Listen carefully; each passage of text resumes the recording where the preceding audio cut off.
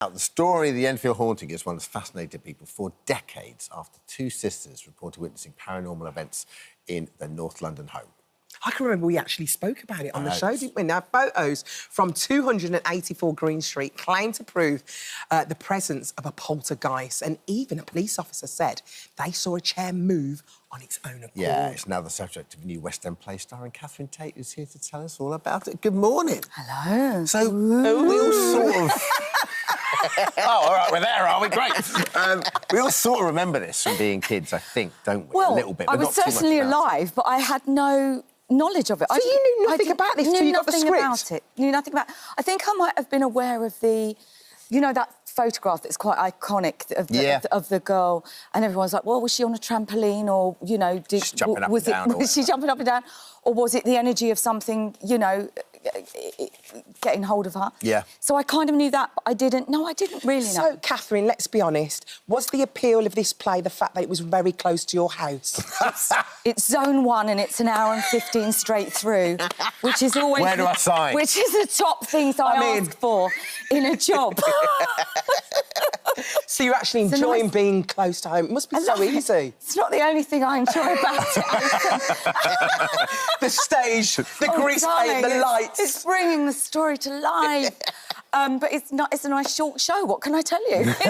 Well, tell us a little bit about it. Your character is Peggy. I'm Peggy. I'm the mum, and I have to stress that this is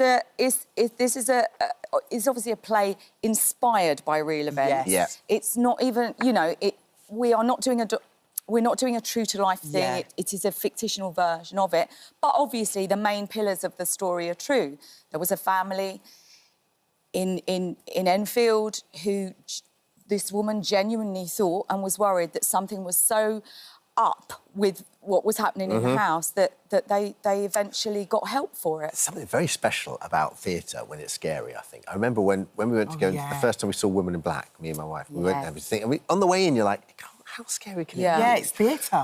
And yet, it was, like, properly, like, edgy your seat stuff. Yeah. Is this the same? Are there moments in this? The whole audience kind of... Yes, there's certainly jump scare moments in it, and we certainly tell that story of the, you know, of the poltergeist, you know, but we have to embrace the ambiguity of it because we don't know. No, sure. And at the heart of it, it is a story of a family in turmoil. So it's not quite the, you know, it's not the haunted house at Alton Towers, you know. But because Peggy's a single mum and she's having a hard time. She's got two daughters. She's got two in our place. She's got two daughters and a little boy. Margaret, Janet, and Jimmy. And Janet seems to be the interest of this poltergeist activity. So no, there are definitely... You know, I guess it depends what your level of scaredness is. Because some people go, oh, my God, I won't be able to sleep tonight. And the other thing that we get a lot of is we get a lot of laughter. Because I think when people are a bit scared, then the release is a bit of laughter. Yeah. You know, so... And what about Catherine? Does she believe in ghosts? Does she? I want to know. You know, I don't know if you know, but a lot of these theatres in the West End apparently are haunted. Haunted, yeah. I don't think our one is one of the official ones, but 100%. It's true that some people, they do say, I think like the Duke of York's, definitely, people say they've seen... Shadows. Stuff that they can't explain. And I think about the supernatural, I think... I would never be so sort of arrogant to go, it's definitely not 100%. true. Yeah. Do you know what I mean? How do we know? Because we interviewed Ros Morris, who was a reporter, who was pretty sceptical when she went down. Now, she was the one who went down there, wasn't she? Yes, and then that's Paul, right. who was the cousin. And by the end of that interview, we were a bit... I mean, me and Alison are both pretty malleable, aren't we, on stuff? I think I'm quite malleable. Exactly. I believe it's true. Right? I believe it's true, because I think she was going through so much with the divorce and everything. Well, it's energy, isn't it? Yeah. And they can often be attracted, poltergeist energy is attracted to unhappiness, it's attracted to turmoil. It's often also attracted, which was definitely the case in this scenario, to girls going through puberty. Right. There's a lot of internal turmoil going on. So who can say? Is it nice to do something away from comedy, though? A little bit more serious? Is it nice. a refreshing change? Lovely to tell a story, to not go out with the expectation that I'm there to make people laugh. And it's variety.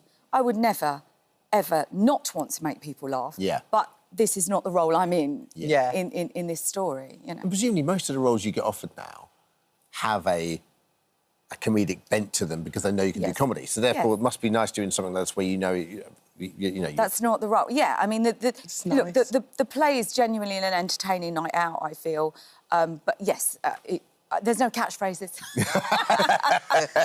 Are we scared now? We've been talking about all morning about the Catherine Tate show. I can't believe it's 20 years. I think that's a vicious rumour started by the haters, surely. That's 20 years. 20 years? Said, I didn't realise until an interview earlier in the week, and I genuinely couldn't believe it. Yeah. I couldn't believe it. 20 years ago. Obviously, we don't want to waste any of these characters, and we love seeing these characters. And we were talking about the fact that we'd love you to get... Why don't you go on TikTok and put these characters on TikTok and have an account? I don't know, because I think other people have already done it. I think someone else has already done it. And, I mean, I do seem to have a presence on TikTok with my characters. Yeah. I have thought about doing... Yeah, but they're getting all the notoriety and you're not getting it. No, that's not right. You need to have your own... I know so little about TikTok, but what happens? What will she do? She could do her characters. She could, like, all those clips that from back in the day. Yeah. So I take... other people are doing that. Well, you could put it all onto your... How does she get her own stuff back? That's basically she needs to have an account first. How do I monetise this? Yeah, come on now. Let's have a chat after. It must be so wonderful, though, whether it's 20 years or not, that you know, those sayings... And, you know, so much great comedy is made in this country, but those sayings are still part of our national conversation.